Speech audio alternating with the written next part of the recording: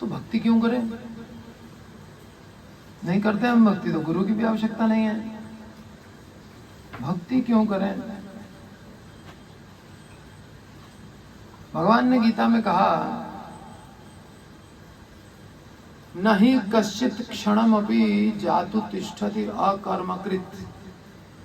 एक सेकंड भी कोई बिना कर्म किए नहीं रह सकता। मन से करेगा, वाणी से करेगा, इंद्रियों से करेगा। 3 तरीके से कर्म हो सकता है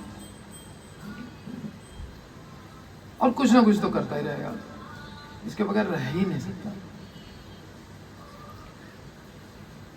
तो अब कर्म तो इसका मतलब प्रत्येक जीव कर रहा है। गधा भी कर्म कर रहा है, हम भी कर रहे हैं,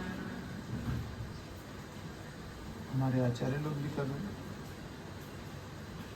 कर्म के बगैर कोई रह नहीं सकता। तो अब सवाल उठता है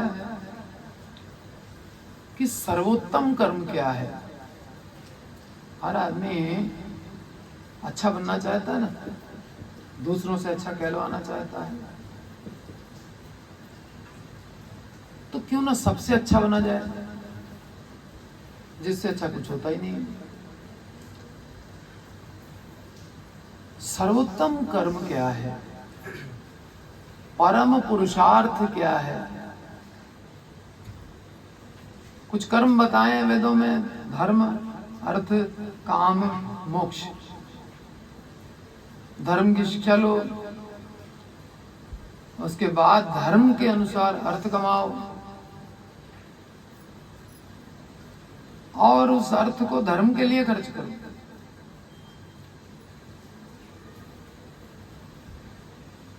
इंद्रिय तृप्ति के लिए नहीं।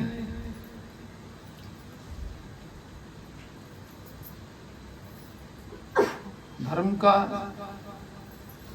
प्रयोग अर्थ के लिए नहीं और अर्थ का प्रयोग काम के लिए नहीं, अर्थ का प्रयोग धर्म के लिए। और फिर चतुर्थ है मोक्ष। लेकिन भक्ति जो है मोक्ष से भी बढ़कर के है, इसको बोलते हैं पंचम पुरुषार्थ। ये है टॉप मोस्ट कर्म, इससे बढ़कर के फिर कुछ नहीं होता। तो जब कर्म करना ही है, हम बिना कर्म के रह नहीं सकते, तो क्यों ना ऐसा कर्म करें जो सर्वोत्तम है। अब वो है भक्ति। तो अब ये फिक्स हुआ कि हमको भक्ति करनी है, और भक्ति करनी है तो भक्ति तो शुरू ही नहीं होती गुरु पादाश्रय के बिना, इसलिए गुरु का पादाश्रय भी लेना है।